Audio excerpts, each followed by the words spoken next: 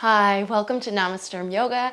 My name is Lorelei, and this is going to be a mindful yoga flow practice that you can do with me right from home.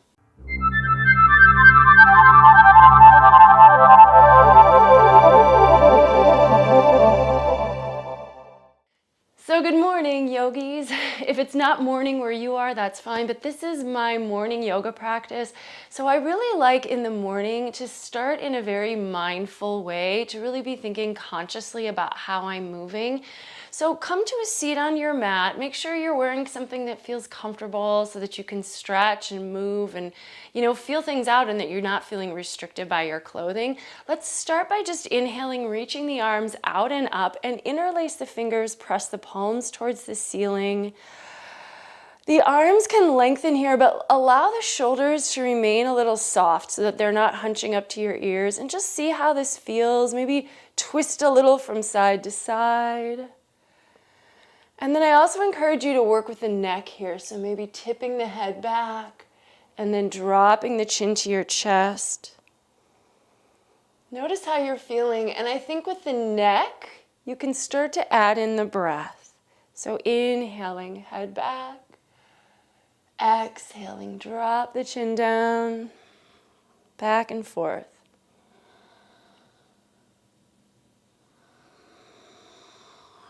Build in your ujjayi if you like.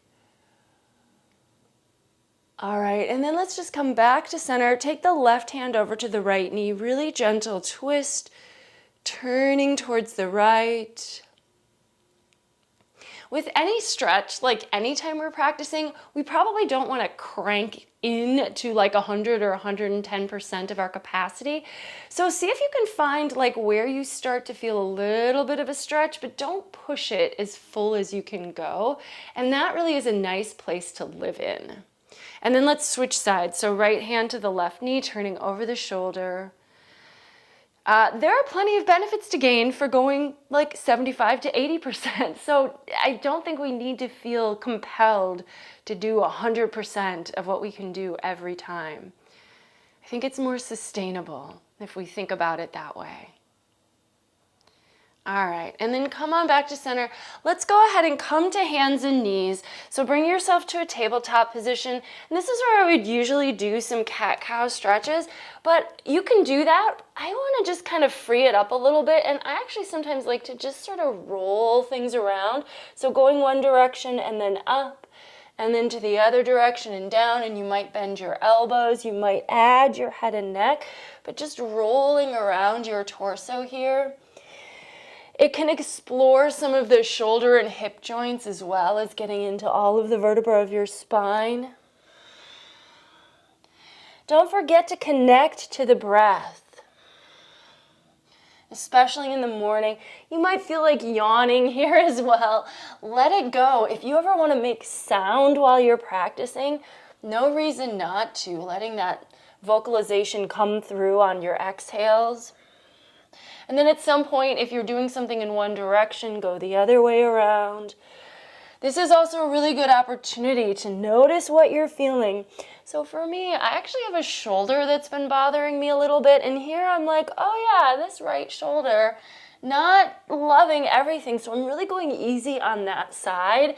And so I think some of these early poses and movements are a chance to kind of figure out where your body needs to have a little bit more care paid, a little bit more gentleness. And then you can come back and maybe take a few cat-cow stretches if that feels good. I always feel like stretching in the morning is important because I do sometimes get stiff when I sleep. But, you don't want to do it all at once. I think it can be really nice to just go easy, like you waking up nice and slow and not feeling like you have to jump out of bed and do everything at once. Let's come on up to our knees and take the arms up on an inhale. And then almost like you're swan diving at the top of the mat, like you would start a sun A, fold down, drop your hips to your heels, drop the forehead to the floor. And then inhale, come on up, and just following the breath here, folding down. You can bring arms out to the side as you come down, but you can also bring them through center. So if that makes more sense to sort of dive down, arms through center, bring them behind you, go for it. Whatever feels good.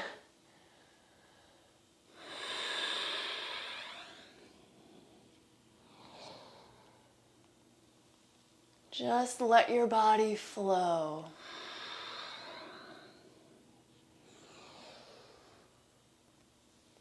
All right, and then go ahead and bring the hands back to the floor.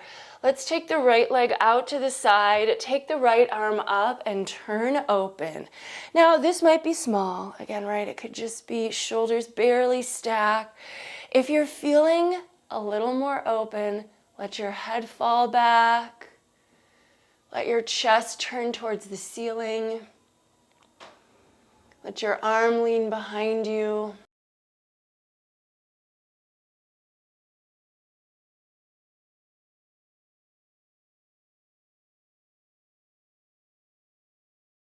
And then come on back to center, and we'll just change sides. So right knee down, left leg out, left arm up, turn it open.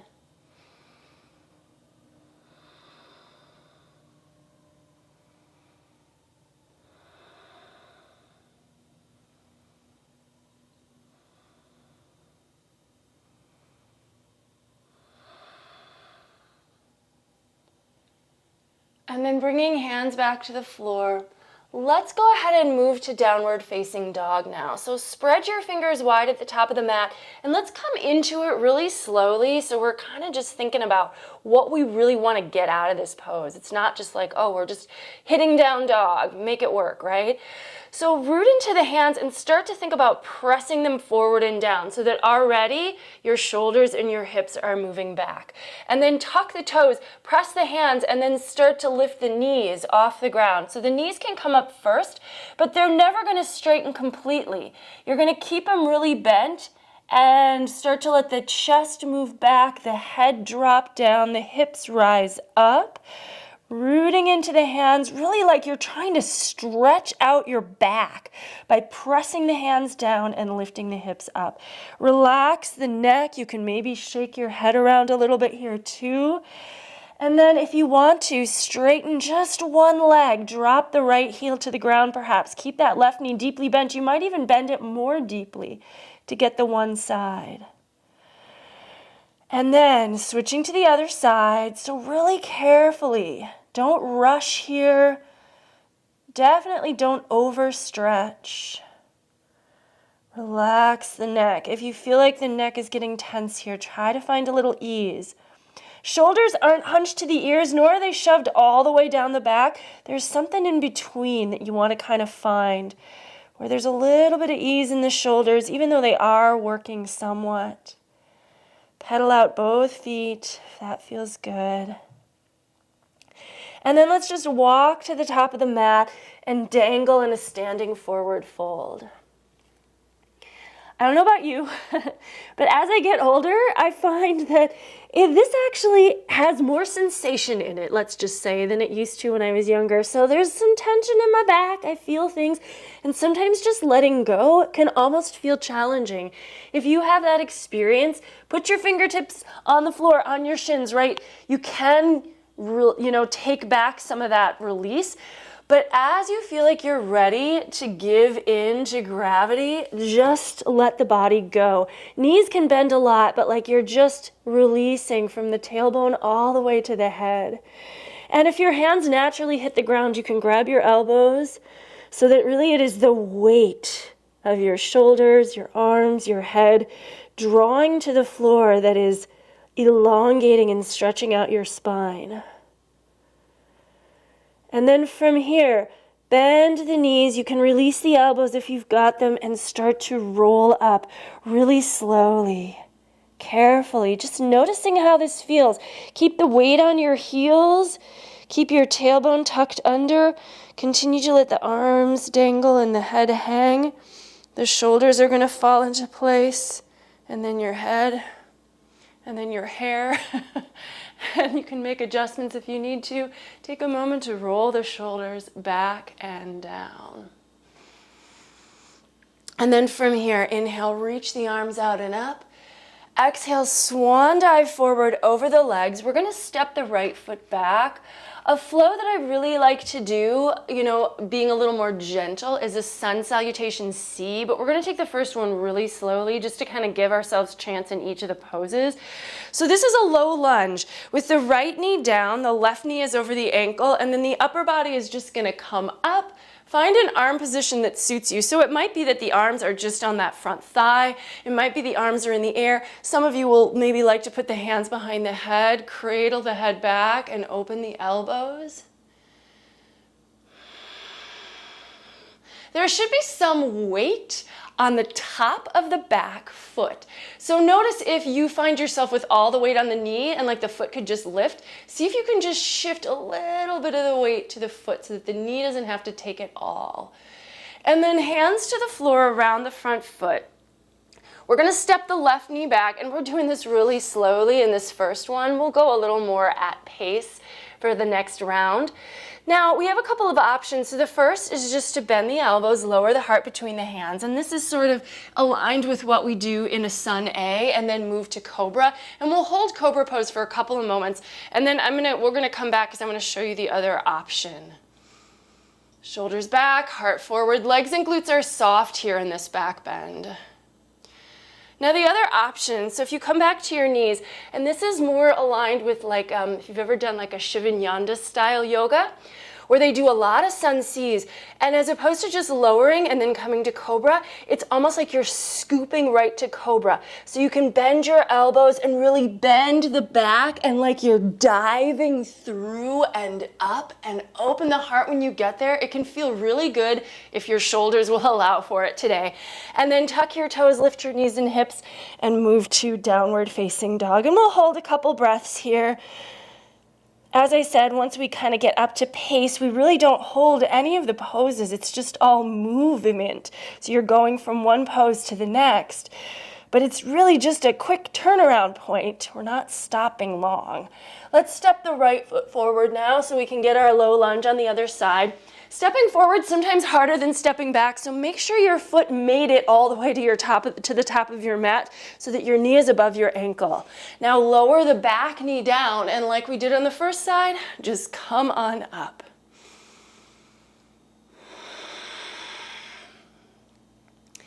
Any arm variation you like is fine. As we continue with the flow, like I said, we're not really holding, so the arms are just gonna go into the air and then come right back to the ground. It'll just be a nice, smooth flow.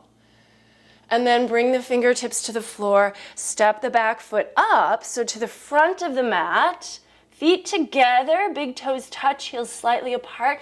Now instead of rolling up to stand, we're reverse swan diving to stand. So you can come up with a flat back. You can also bring the arms out front if that's easier. Palms together in front of the heart. Let's just stand for a moment. If you haven't moved to an Ujjayi breath yet, I encourage that here. So slight narrowing of the back of the throat. Creating a steady, even rhythm that you can follow. Let's inhale, reach the arms out and up. Exhale, swan dive forward over the legs. Now we're gonna lead with the left foot this time, so let's step it back, but the moves are the same. Lower the knee, inhaling, come all the way up to your lunge. Exhale, hands to the ground. This is where you lower, but there's also this idea you could be scooping, and then as you inhale, like you're coming up out of the water, cobra pose. Exhale, downward facing dog. Step the left foot forward, lower the right knee, and inhaling right into the low lunge on the other side. Exhale, standing forward, fold at the top of the mat. Reverse swan dive, come up. And palms together. Let's do this whole thing one more time. Inhale. Exhale, dive down. This time the right foot's gonna lead, so step it back. Inhale, low lunge. Follow the flow of your breath. Exhale, lowering down, scooping forward as you inhale. Exhale, down dog. Right foot forward. Inhale. Exhale, Uttanasana at the top of the mat. Reverse the swan dive. Palms together. Other half where the left leg leads.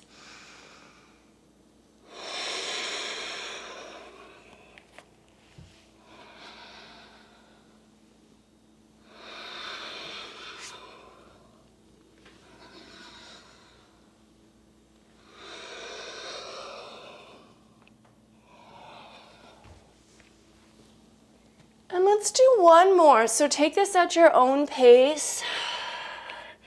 Remember, there's really kind of two halves. The right leg leads and then the left leg leads. Follow your breath here.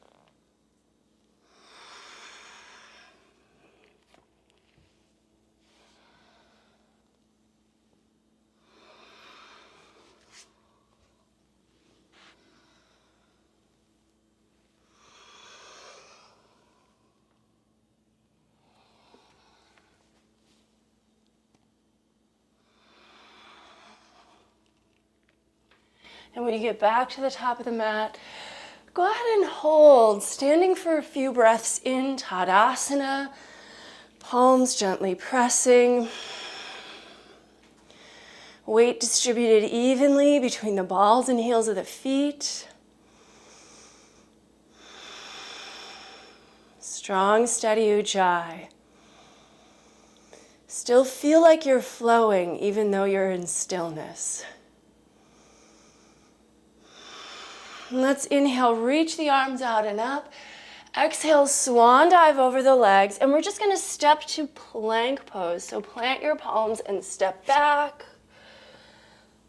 Usually at this point, I'm feeling ready to work with a little more strength. So stabilizing through your core. You can wrap the muscles around your upper arms. The legs are also strong in this pose.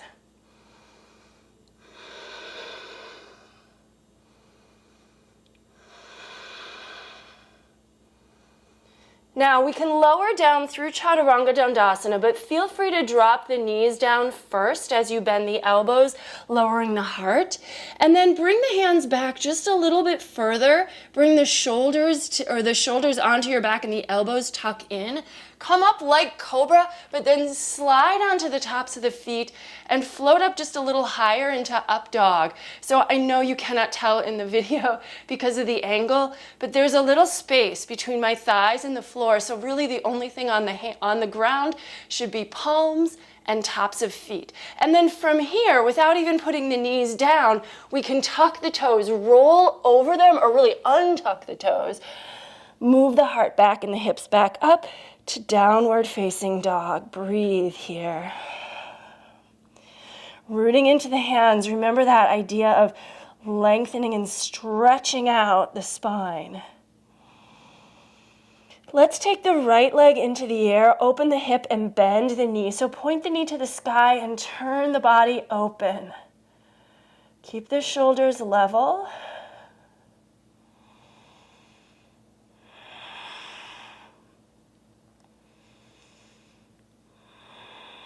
Let's go ahead and step the right foot forward for warrior one.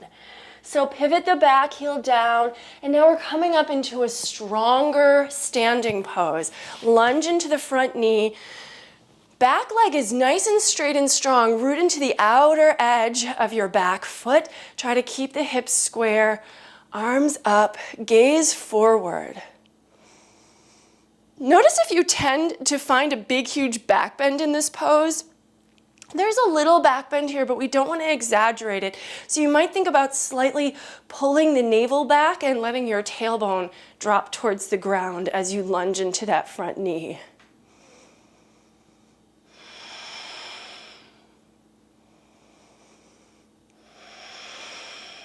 From here, we're going to transfer our weight to the right foot. And as we lean forward onto the right foot, we're going to pick up the left foot and pull the knee into the chest and see if we can just find balance here. Steady the gaze forward. And listen, if that transition did not work perfectly for you, just come to the top of the mat and pull the left knee in. Find your balance from here.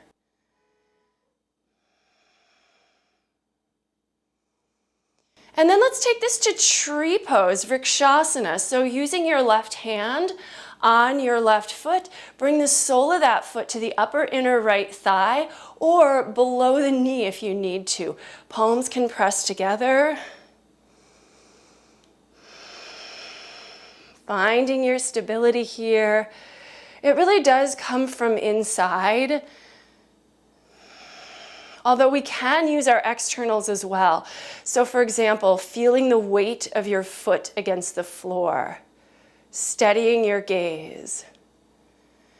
All right, and then we're just gonna put the feet together at the top of the mat so you can just slide your left foot down next to the right. Let's take chair pose. So with the feet together, just bend the knees over the toes, let your hips drop, bring your arms up alongside your ears.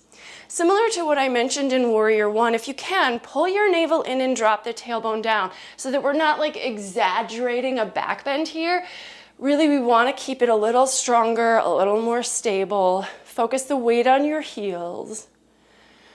And then exhale, forward fold over the legs, Uttanasana. Bring your fingers to your shins, lift halfway up, flatten out the back.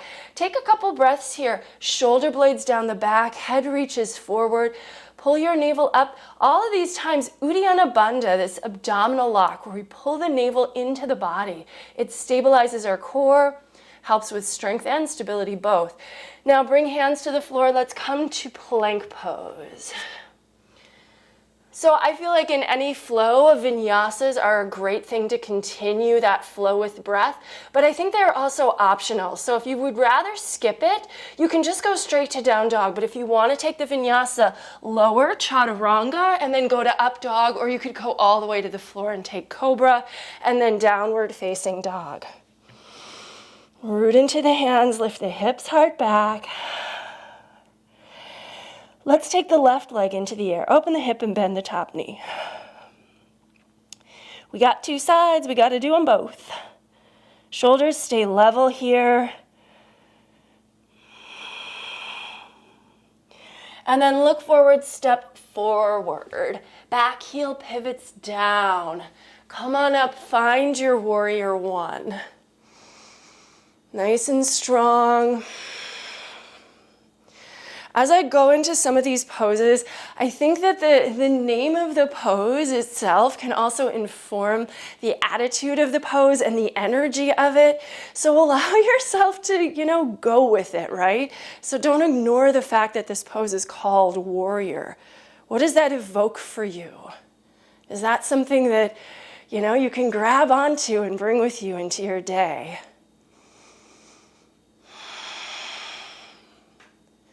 All right, and now we're going to step to our left foot and do the same thing we did on the first side where we're bringing that right knee into the chest. Do your best with this transition. If the balancing transition does not happen, just step forward and then bring that right knee in once you get there. If you need to be near a wall or something, of course, so that your hand could jut out and stabilize you as needed. And then we're going to move to tree pose, Vrikshasana. Use your right hand to help you get the sole of the foot to the inner leg so that the foot can push against the leg, but also the leg is pushing back against the foot. So there's strength and stability coming from both sides.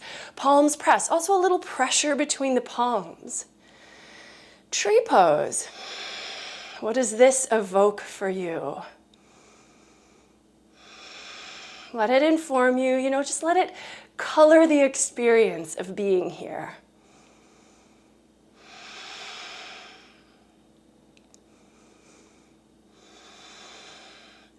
And then go ahead and bring your right foot down.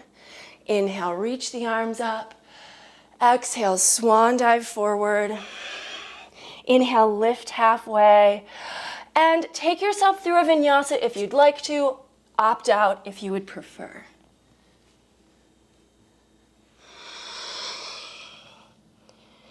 Breathe.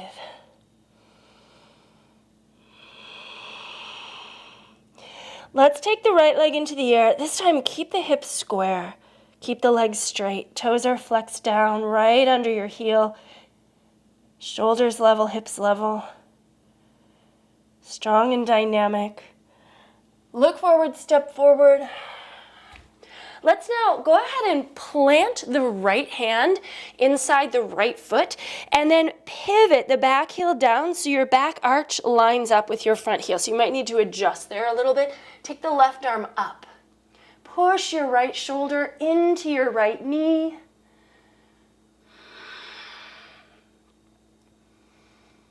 Root down with the feet, elongate, and then when you're ready, warrior two, just float up. Legs are already there. You might need to drop your left hip a little as you come up, but remember what it felt like to have your right shoulder pushing against that right knee, and use that to remind you to keep the knee open so it's staying stacked over your ankle. Look over your front fingertips, breathe.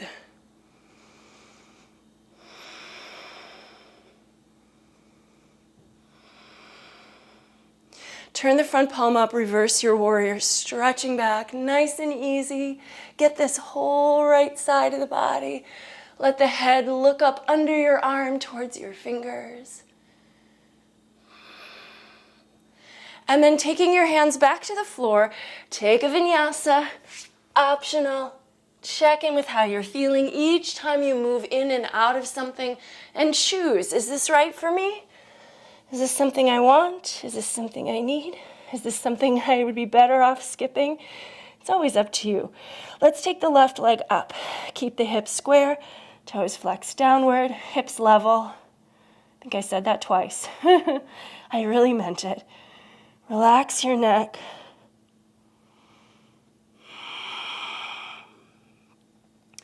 Look forward, step forward. Left foot to the top of the mat. Really make sure you're getting these feet to the top of the mat so that your knee is a 90-degree angle, or it could be wider, but we don't want the knee going beyond the ankle. Plant your left hand inside the left foot. Pivot your right heel down, left arm up. Take it open here. Shoulder against knee, look up. Think about even here, pushing to the outer edge of the back foot so you're not inadvertently rolling to the back arch. And then float up, keep the knee over the ankle, coming to warrior two. You might need to drop your right hip a little bit. Look out over your left fingertips.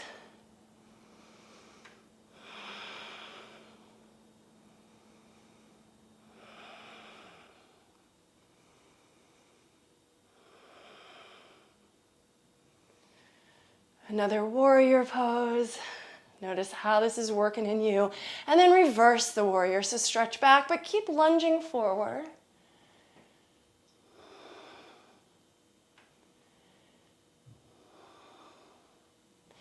And then taking your hands to the floor. Once again, travel through a vinyasa if you want. It might be a modified vinyasa. It might be no vinyasa at all. And hold down dog.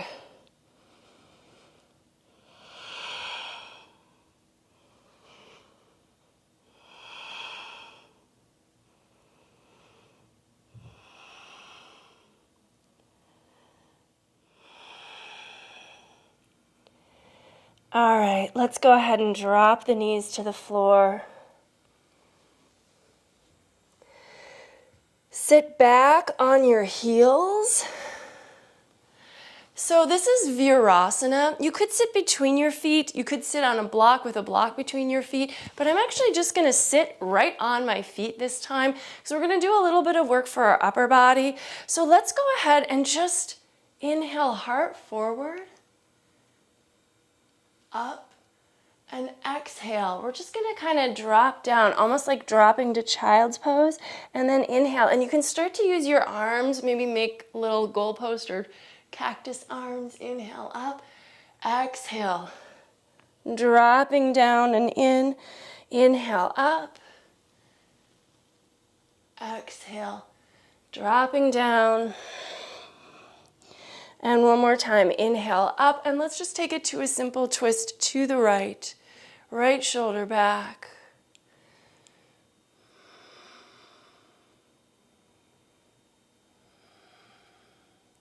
Other way.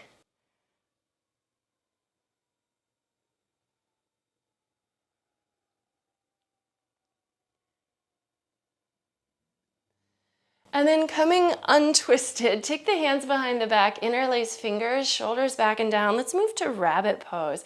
So keep your hips on your heels as you prep for this. Drop your head down, forehead to the floor. And then from here, roll onto the top of the head, roll off of your hips, and let the arms reach overhead.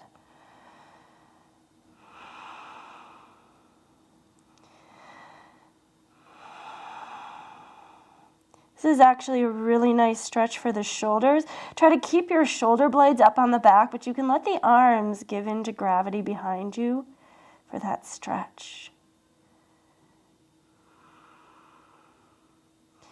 Rolling back, so bringing the forehead back to the floor, hips back to the heels. Let's come on up, and we are going to take a camel pose here, Ustrasana. Back bends can be really nice in the morning because although they might feel a little challenging, they really actually are pretty invigorating. Starting with your hands on your waist, and you can keep them here, right? So you never have to try to get the hands to the heels. But for those of you who are a little bendier or you're feeling like you've got a little bit more warmth in your body and you're ready to go for a deeper back bend, you can reach for the heels. Now, we don't want to lean back to get them. We just want the arms to drop below the shoulders. And if we can't reach, hands back to the waist. If we want to bring the heels a little closer, you can tuck the toes and then, well, voila, maybe you can get those heels. But if not, just leave the hands on the waist. Hips stay over the knees. Chin can stay tucked in, or if you like, lower your head all the way back to the shoulder blades. In between is going to strain your neck. So opt for either all the way forward or all the way back.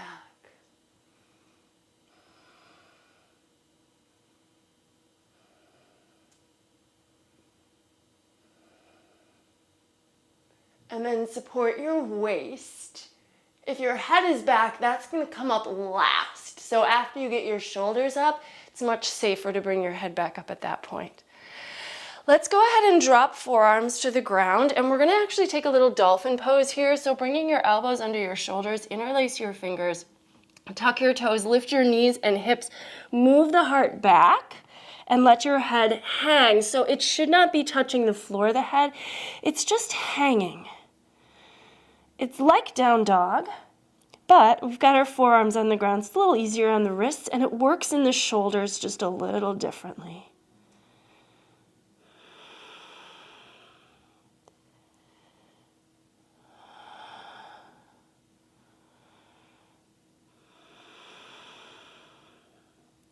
And then from here, take the knees down and let's come to child's pose. Full out, hips back in the heels, knees wide. Walk the hands out in front of you. Let the arms rest completely, forehead on the floor, and breathe.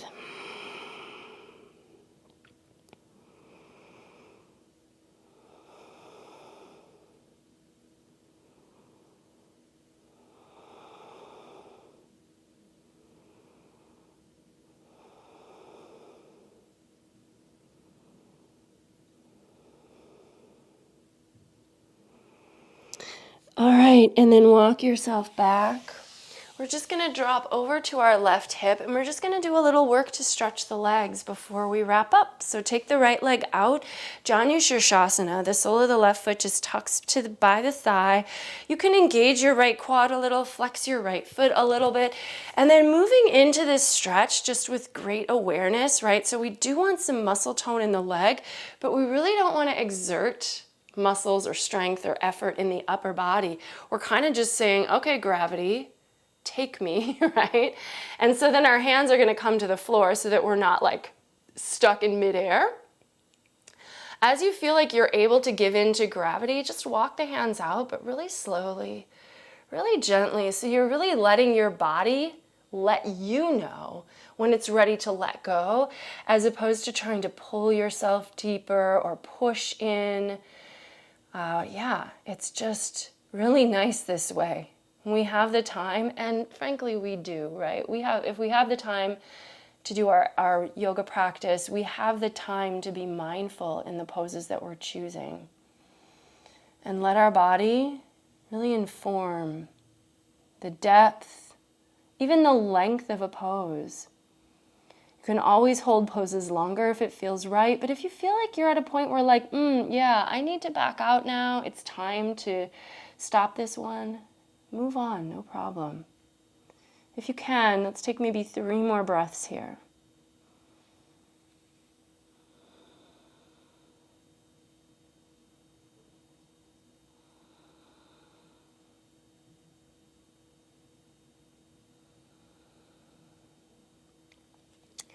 And then come on up, nice and easy, and switch out the legs. So left leg out now, let the sole of the right foot tuck in. Janu Shirshasana side 2. So same rules apply, right? We want to mirror what we did on the first side, both physically, but also with our intention. Keep the leg a little engaged and allow the body to let go.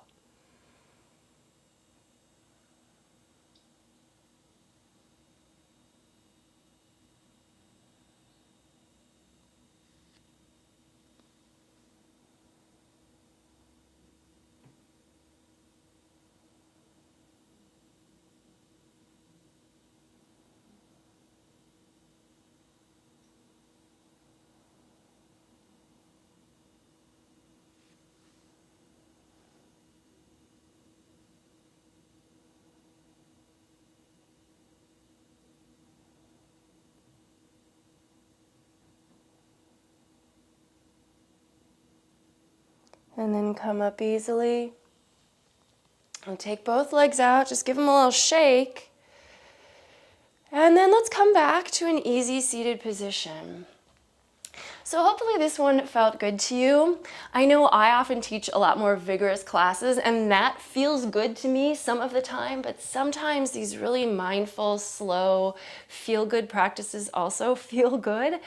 I've always been of the philosophy that yoga should feel good. So if what you're doing doesn't feel good, there are other options, right? I think that yoga has such a range. We can go from like really vigorous vinyasa flow practices, challenging advanced poses, to just deep stretching or some real simple stillness, to something kind of in between where we're flowing, we're connecting to our breath, we're being really mindful. So every time you practice, think about checking in with yourself. What does your body need today? Because that really is the importance. Let's end with a simple bow forward. So maybe bringing palms together in front of the heart, closing the eyes, checking into the breath one more time. The light in me recognizes and honors the light in you wherever you are. Thank you so very much for joining me today and sharing this practice. Namaste.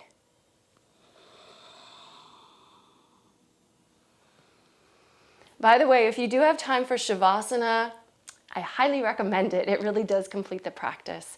If you haven't subscribed to my channel yet, please do. I would love to have you join me. I post practices mostly every Tuesday. I'm pretty consistent, but I say that because every once in a while I may have to skip. Hopefully not too often. If you like this video, give it a thumbs up. Let me know, leave me comments, all that good YouTube stuff. Thank you so much for joining me. Take care. Bye-bye.